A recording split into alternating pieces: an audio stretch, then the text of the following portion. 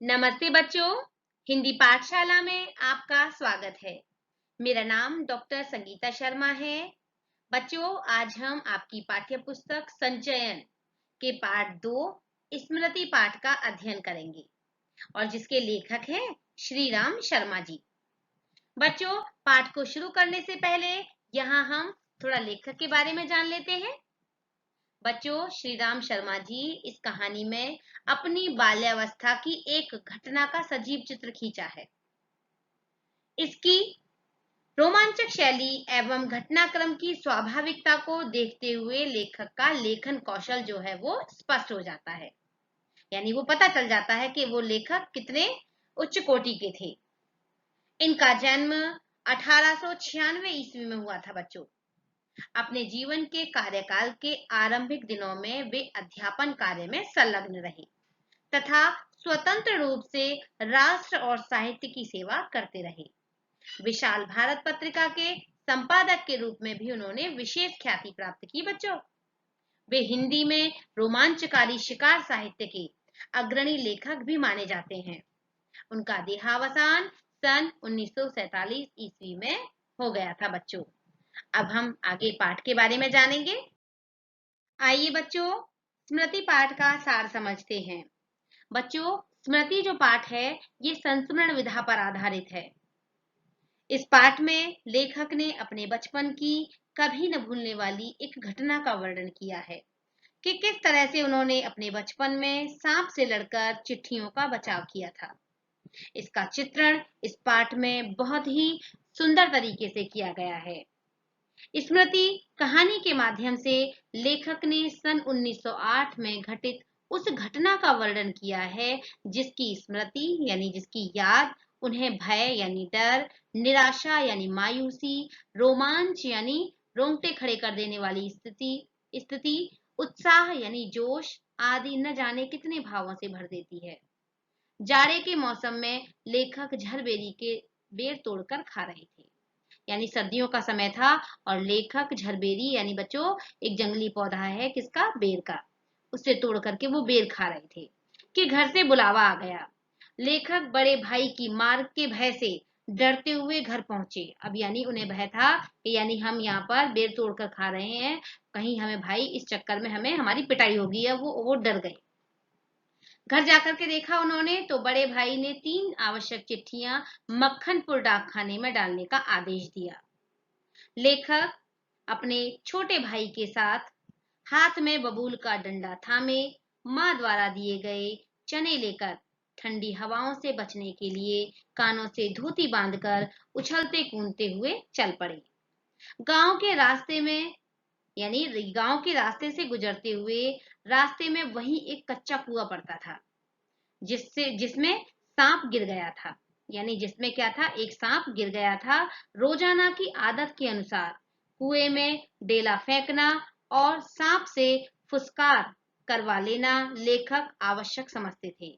यानी ये उस समय की बात है बच्चों, जब लेखक विद्यालय जाते थे और उन विद्यालय और घर के बीच में एक कुआं पड़ता था तो वो उस कुएं में जरूर एक डेला फेंकते थे और डेला फेंकना उनकी ये आवश्यक अंग बन गया था, क्योंकि जैसे ही वो डेला फेंकते थे वैसे ही सांप कुएं में से सांप के फुफकारने की आवाज आती थी।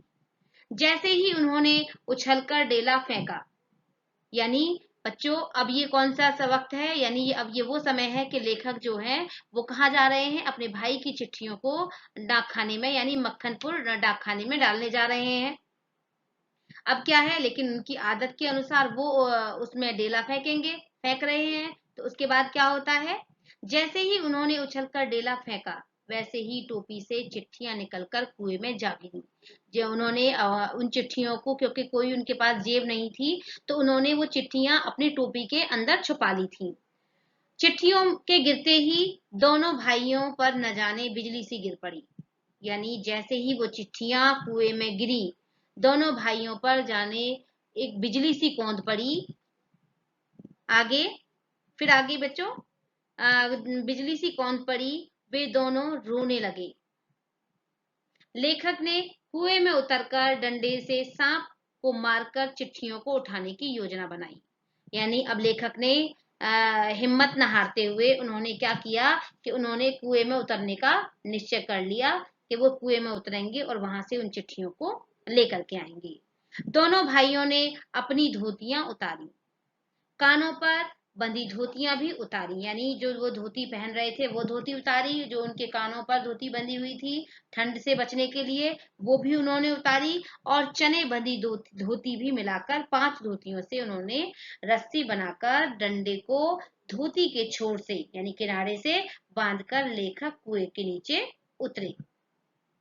यानी जो वो उनकी माँ ने जिसमें चने बांधे थे वो धोती, और एक धोती वो पहन रहे थे, और जो कानों से ठंड से बचने के लिए जो कानों से धोती बांधी थी, तो उन्होंने वो धोतियां खोली और उससे उन्होंने एक लंबी रस्सी बनाई, और वो कितनी रस्सियां धोती थी?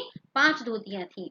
उतरे और कुएं के धरातल के पास पहुंचकर उन्हें अनुभव हुआ, और यानी वो पहले जो उन्होंने योजना बनाई थी कि वो नीचे उतर करके और डंडे से सांप को मार करके और चिट्ठियों को प्राप्त कर लेंगे, लेकिन क्या हुआ, जैसे ही वो धरातल पर पहुंचे उन्हें अनुभव हुआ कि कुएं के धरातल का व्यास बहुत कम है। व्यास यानी उसकी जो चौड़ाई है वो बहुत कम है।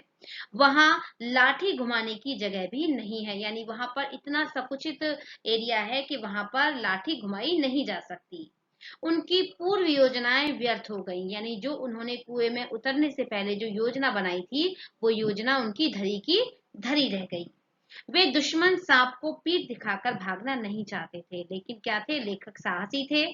तो उन्होंने क्या किया कि उन्होंने सांप को, मतलब वहां से वो अब भागना नहीं चाहते थे, पीठ नहीं दिखाना चाहते थे। पीठ दिखाना बच्चों मुहावरा है ये, इसलिए उन्होंने साहस का परिचय देते हुए लाठी से चिट्ठियों को सरकाने का प्रयास किया। क्रोधित सर्प ने बार बार लाठी पर हमला किया, दांत गड़ाए और विष उगला। विष यानी जहर। बड़ी कठिनाई से सांप का ध्यान बटाते हुए लेखक ने चिट्ठियां जो है उठाई और हाथों के सहारे 36 फुट ऊपर चढ़कर कुएं के बाहर निकल आए। 10वीं की परीक्षा पास करने के बाद सन 1915 में लेखक ने इस घटना के बारे में अपनी मां को बताया, यानी उससे पहले उन्होंने इस बात को अपनी मां के सामने नहीं कहा, जिसे सुनकर मां ने उन्हें अपने आंचल में छिपा लिया। ऐसी रोमांचक घटना की स्मृति लेखक आजीवन यानी उम्र भर भूल नहीं पाए। तो बच्चों, इस पाठ का सार आपको समझ में आया होगा।